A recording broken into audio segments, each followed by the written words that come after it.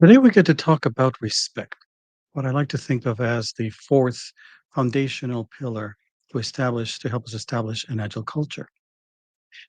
We are at a point in history, because of the advent of the fourth industrial revolution, where we have an opportunity to fundamentally change the way that we work.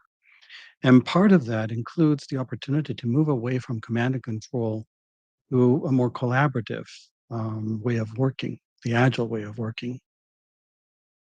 This is where respect comes into play. Waterfall and Agile have very different ways of thinking of and dealing with respect. And unlike Waterfall's often disrespectful bullying tactics to force people to get things done, Agile cultivates an environment of mutual respect and servant leadership. This is a really fantastic opportunity for humanity to move ahead to really reach its full potential without the shackles of past ways of doing works and enforcing work behaviors at work. As we look at how Agile factors into the workplace, we also have to consider how it factors into the integration of AI. Does it change the equation in any way? Do we need to consider respect as another factor when we're putting AI elements into the workplace? And Agile may have a little bit of a clue as to why this might be important and how it can benefit us to indeed include respectful aspects in our interactions and our integration of AI into the AI enabled workplace. So, with that, I welcome you to Agile for AI. I'm Sean, your host. Been a coach for over 20 years, passionate about Agile. And as I look into the future and I see what AI brings, I see a real potential for Agile to help us integrate AI in a safe way that promotes, nurtures, supports the human element in the workplace. I look forward to hearing your thoughts. Make sure to drop a comment in the comments, and let's get right into it. So we've been talking in past videos about the other pillars. These consist of context, trust, and mindfulness. So, quick review. Context is making sure that when we're talking, we're not just saying words. They may be the true words, they may be the factual, accurate words, but if we're not careful to convey those words, to communicate those words in proper context, our audience may not understand what we're talking about. So, establishing context is really important. Establishing good context helps to have good communications, and good communications are essential to establish trust. Trust relationships, the second pillar, foundational. We can't change, we can't shift for when we are, we can't proceed on a path, especially a risky, a one that has a lot of unknowns and a lot of uncertainty. It's very difficult to do that if we don't have trust in leadership, trust in each other. So, trust is a second pillar. And mindfulness, we talked about that in context of always having awareness of what we're doing as we're doing it. The more present that we are in the moment, the better equipped we are to make decisions, better decisions. We also talked about how mindfulness allows us to go deeper into all of the information that's available to us in our brains that is filtered by natural processes. These are normal of how the brain functions, but that filters out the great majority of the information that's available to us. Instead, by having deeper mindfulness, we're able to reach deeper into that information so that we can make better decisions.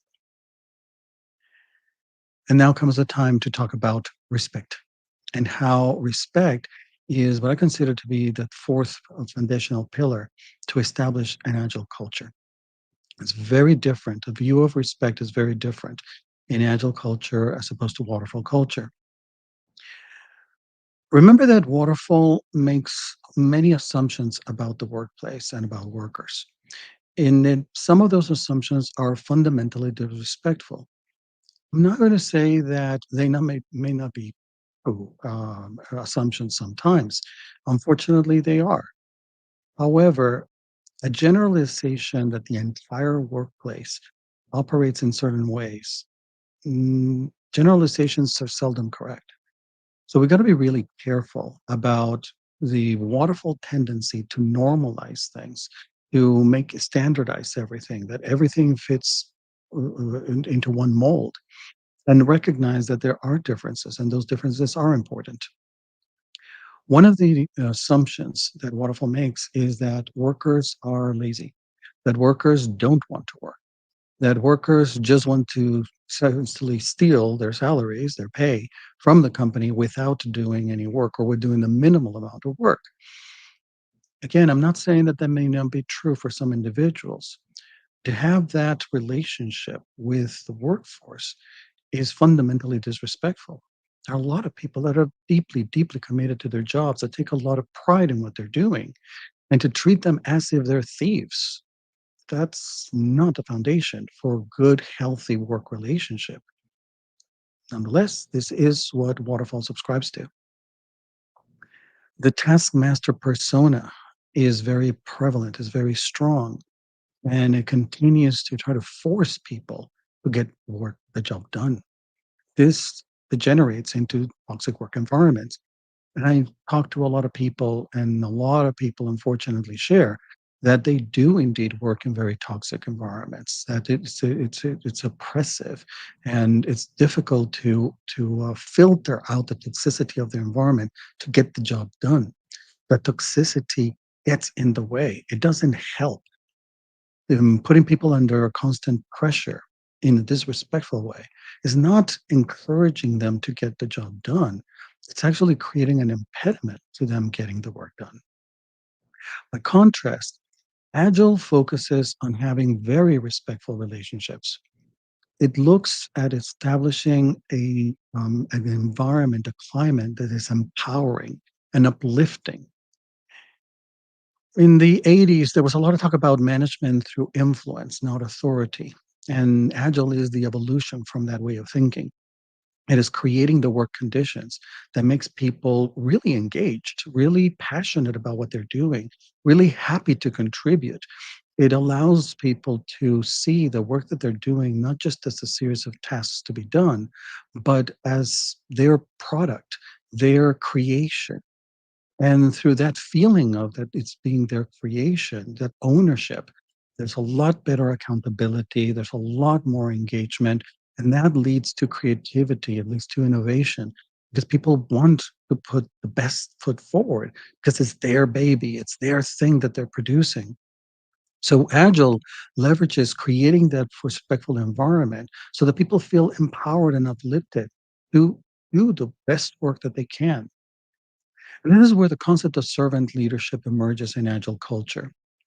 This is a concept that's often misunderstood, especially by leaders and managers. They will hear the word servant and you're like, what is this all about? I'm a leader. What are you talking about? Servant leadership refers to looking not at what others can do for us in the company, but what we can do for them to enable them to do the best for the company and others. It is a fundamentally caring perspective, not in a paternalistic way. It doesn't pretend to know. It doesn't pretend to have the answers and to just simply deliver the answers to people. Instead, it listens very carefully to what people truly need. And sometimes what they need is for people to get out of the way. That is the best thing that they can get in order to get the job done. Other times they need support.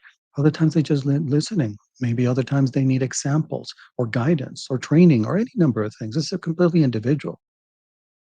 The agile manager is a very engaged manager. It's somebody who's really keeping a temperature check constantly, not for the purpose of micromanaging, not for the purpose of directing, not for the purpose of telling people, but for the purpose of understanding what it is that people need in order to succeed. This is a fundamentally respectful approach. It is one that treats the worker as an adult and it looks to be supportive, not commanding and controlling. So there are very numerous benefits of this approach. As I mentioned, when people are in a work environment where they don't have to watch their backs constantly, where they don't have to figure out how to avoid being reprimanded, criticized, punished, pushed around, and instead can focus on the work itself, now there's opportunity for them to do the best work possible. They can do their best. Respect is very easy. There are many things, small things, and the small things matter that we can do all the time as we're going about our day that communicate a respectful relationship without constantly having to be in a particularly subservient or putting ourselves below others. We don't need to do that.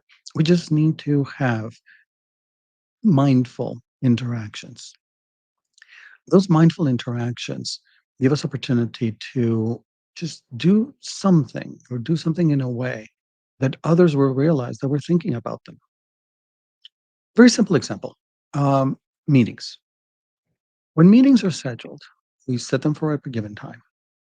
Starting our meetings on time, being there on time, demonstrates consideration for others. Others have made the effort to be there.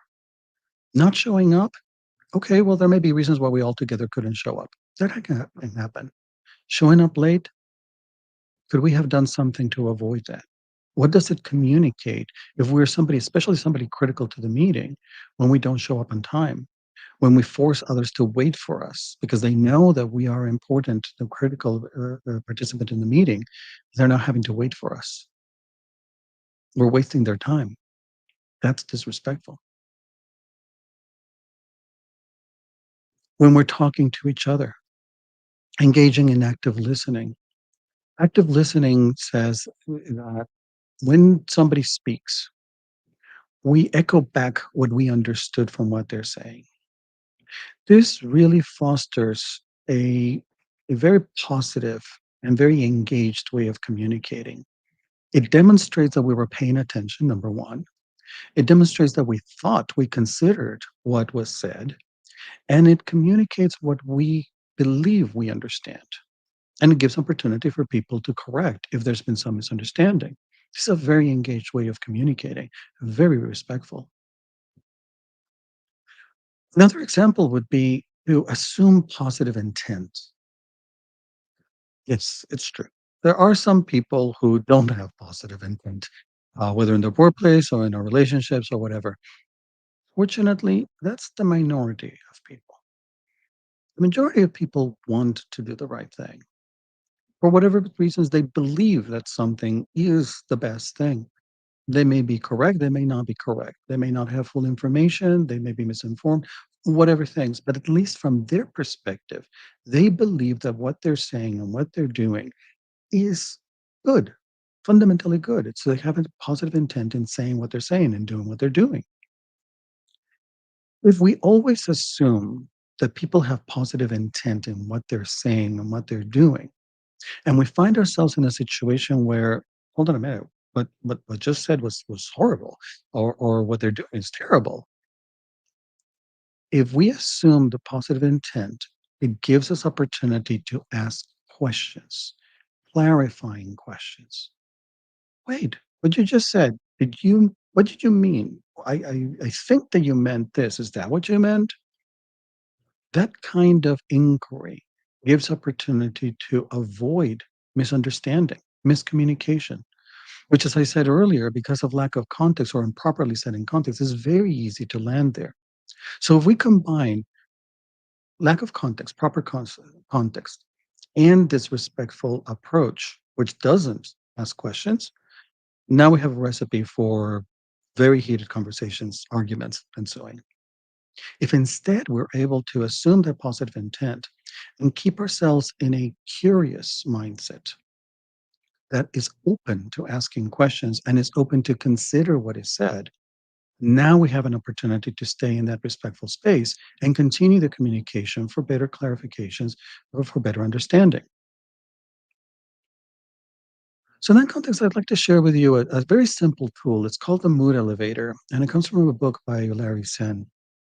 And what this book is talking about is that as we are engaging in conversations, as we are interacting with others, there's a series of emotional states that we go through. Those emotional states either make it more likely that we're going to be respectful or less likely that we're going to be respectful. I won't go into the details of this in this video, but the key element for the purposes of respect is that curious and interested level. As we're having conversations, check yourself. Am I open to asking questions? Am I curious about what may be behind what's being said?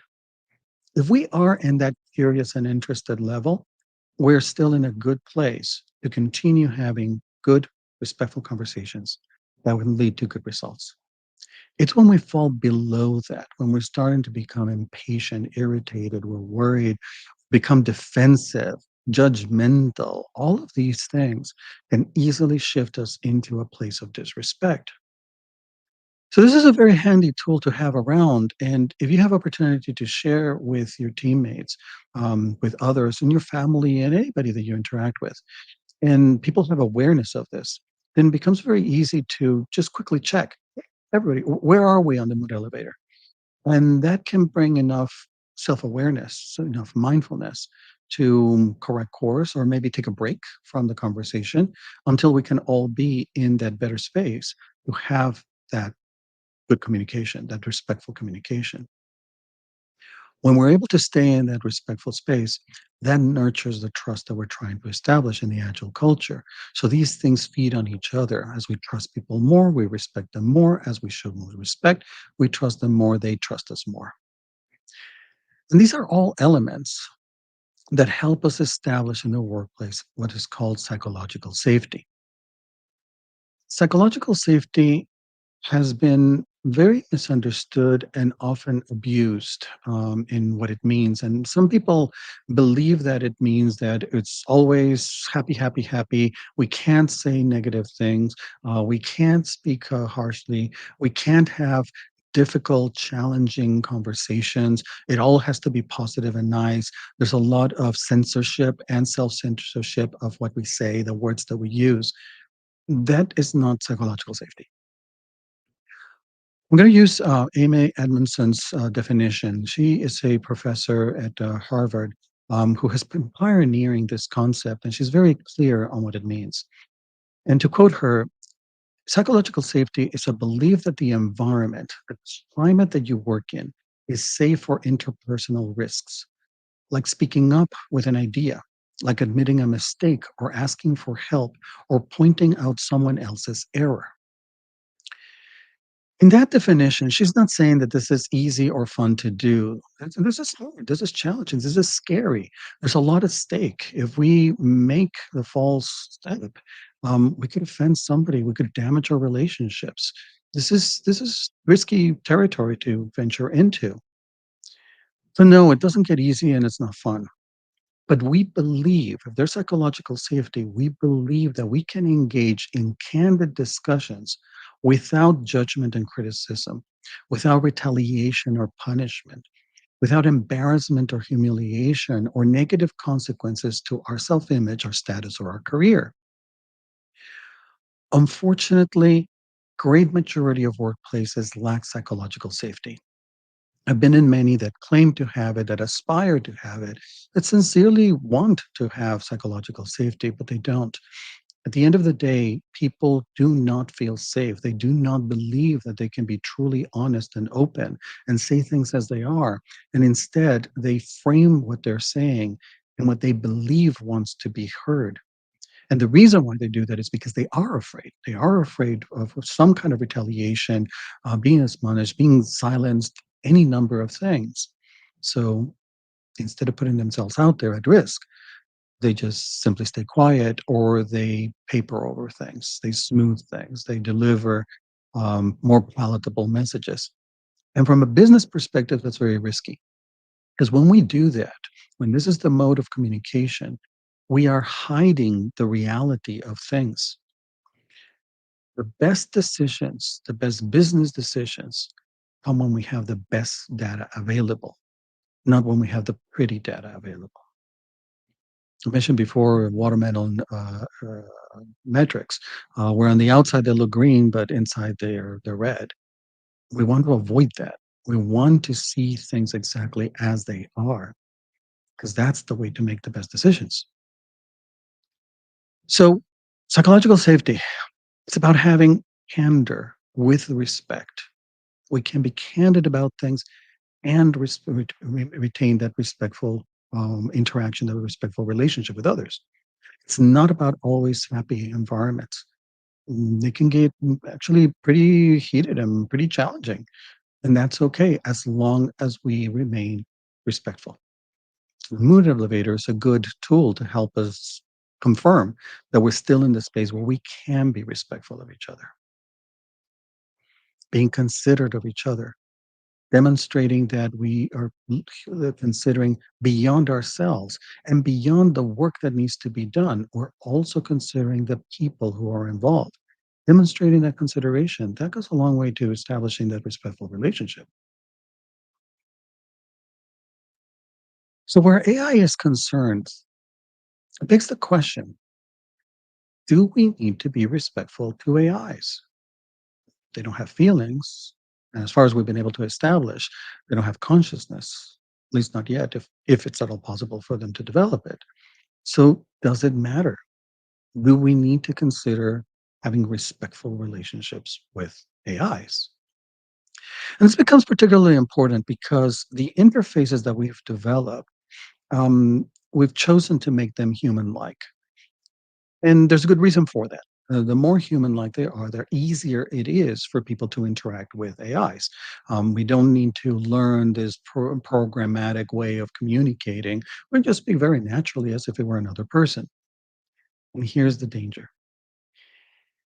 As we work day in, day out with AIs, it creates a habit in our communications. That habit in our communications, just as I mentioned before, everything that we do is a program. We've programmed our biological computer, our brain, to respond to a particular way to stimulus in this particular situation. So if the situation is communicating, just expressing our thoughts, our needs, our wants, becomes programmatic. It becomes not human.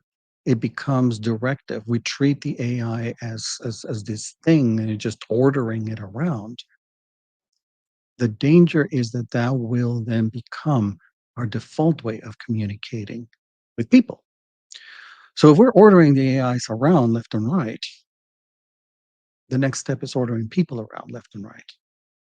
And if we haven't done anything to remove the waterfall mindset that leads to those bullying and very directive, very controlling behaviors, these things could feed on each other and it could intensify those type of human relationships, making it worse. So the introduction of AI could accentuate and make these aspects of our communications worse.